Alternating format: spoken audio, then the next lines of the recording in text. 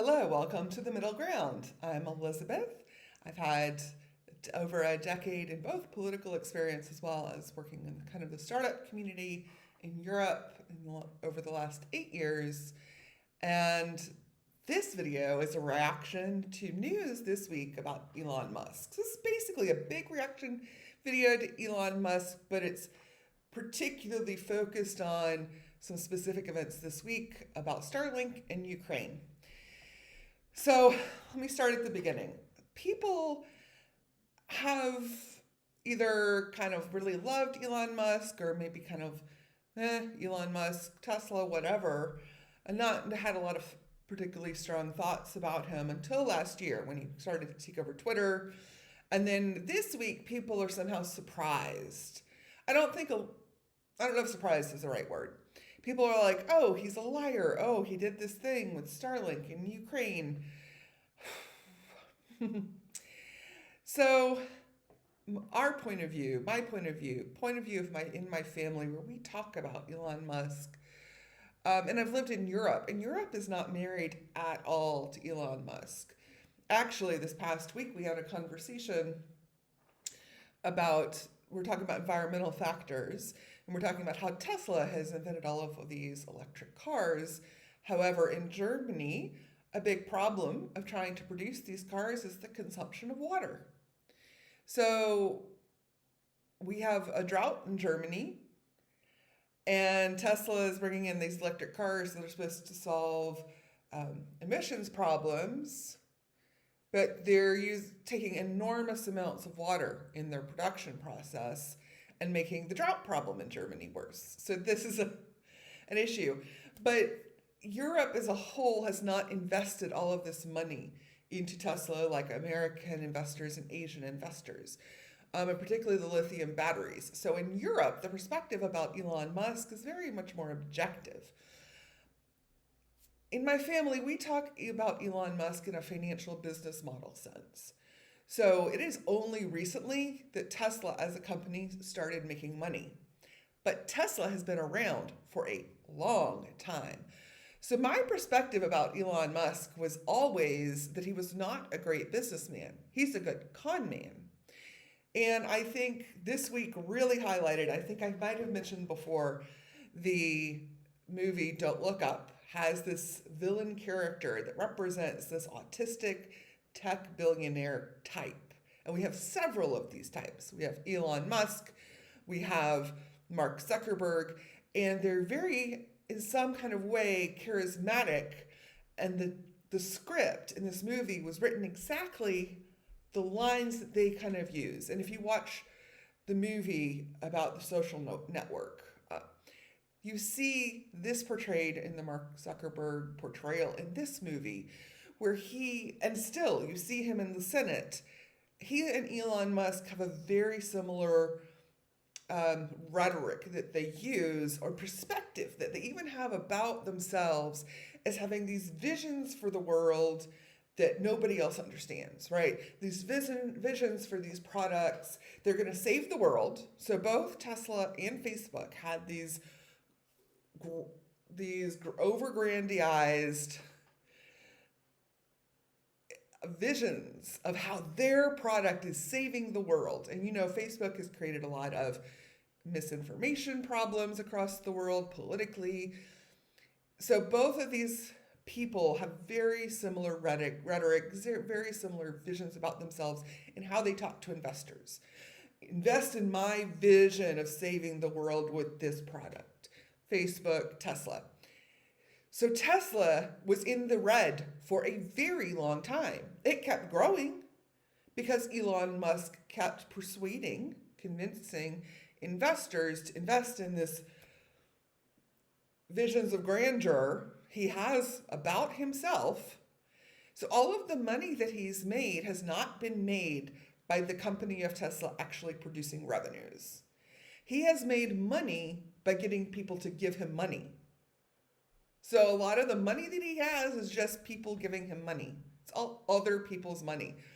So I've always recognized that he is not very good at running a business, at managing a business that produces revenues.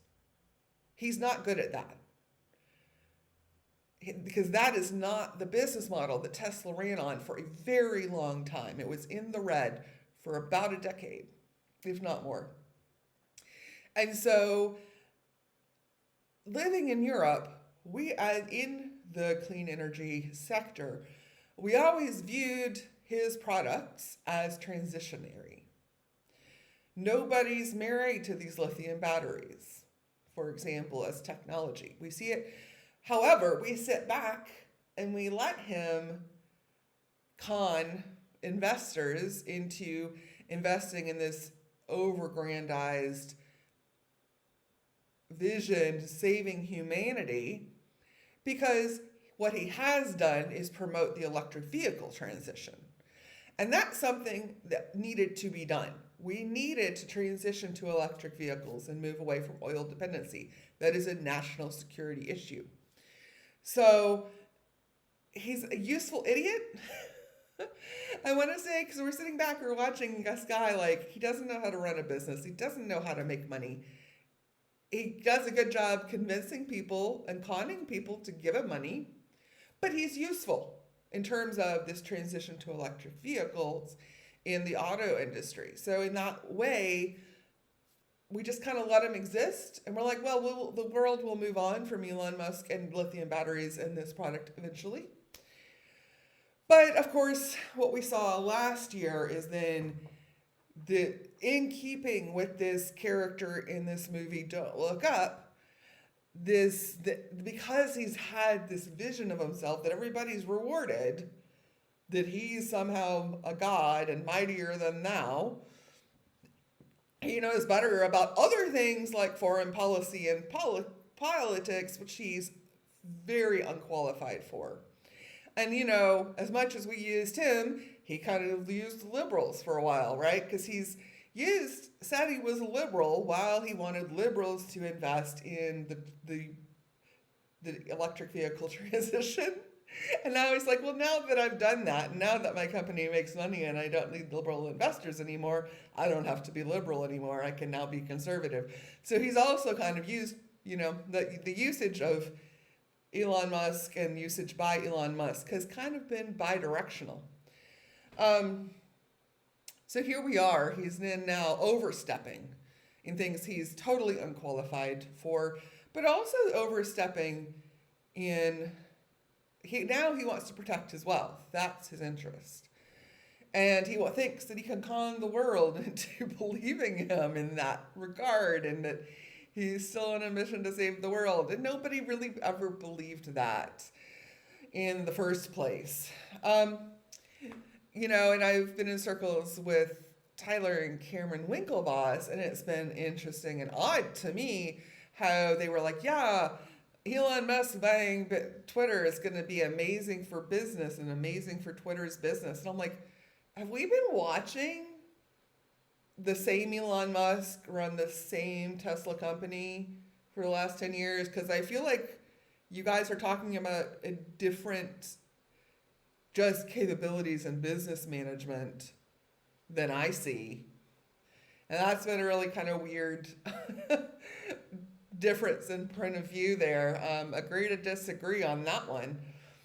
But I've been proven right. Like, the last year, he's obviously been tanking Twitter's values, users. He's now blaming Jews in his business management problems. I'm like, you've always been bad at business management. This is not something new for you, and it is definitely not the responsibility of any other people group like Jewish people. They are definitely not responsible for you just being bad at business management. He would be a great example to use in business schools, what not to do. If you want to run a successful business, do not be like Elon Musk is the answer. And however, everyone going into business school said, oh, it's just like Donald Trump. It is like the same scenario. Donald Trump convinces everybody he's great at business when he goes bankrupt all the time. Same situation with Elon Musk. Everyone is convinced that Elon Musk is fantastic at business. But if you look at the actual business model that he's followed with Tesla and now Twitter, that he actually fails at making money with business, you would understand it's a very similar situation to Donald Trump, where he's convinced the world he's fantastic at business and he's actually not. But let's get to Ukraine. So that's my background on how I have viewed Elon Musk over the years. There's another point with this regard of what he did in Ukraine. So for those who don't know, here's a link. He shut down Starlink to prevent Ukraine from a major attack on the Russian naval fleet in the Black Sea. And this is all kinds of problematic. And he is, objectively speaking, his role in this is as a defense contractor. He makes the product, he has a contract with the US government to supply that product to be used in military purposes. That is a description of this relationship. There are many defense contractors in the world. Being from Georgia, we have a huge defense contractor in Georgia, which is Lockheed Martin. We have a huge Lockheed Martin base north of Atlanta. Lockheed Martin is another defense contractor. They produce a lot of products that the U.S. government military purchases from them for use in military operations. So let's look objectively at this relationship, this contract relationship of defense contractors. Because defense contractors don't have any say over how their products get used in military, right? Their control over the products ends when they move them out the door and they get paid, because now that product no longer belongs to them. That product is now under the ownership of an operation by and responsibility of the U.S. government and military. So if those products get used in a major military operation, the defense contractor does not get to make that decision yes or no. Their control over the usage ends when that ownership transfer happens. And so if the U.S. government pays Elon Musk for Starlink, and this happened, originally Ukraine begged him to give them Starlink, and he provided it for free until then he didn't. He said, I'm only going to provide it in non-war zone. So he's had a very conflicted issues over this whole scenario. So the U.S. government said, wait, no, we will just pay for this product to be used in military areas, right? So at this point, control by Elon Musk and Starlink as a defense contractor ends.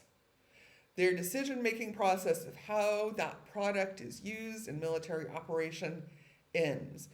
So at this point, his ability to make decisions about how, when, where, why, what kind of military operations it is used is over.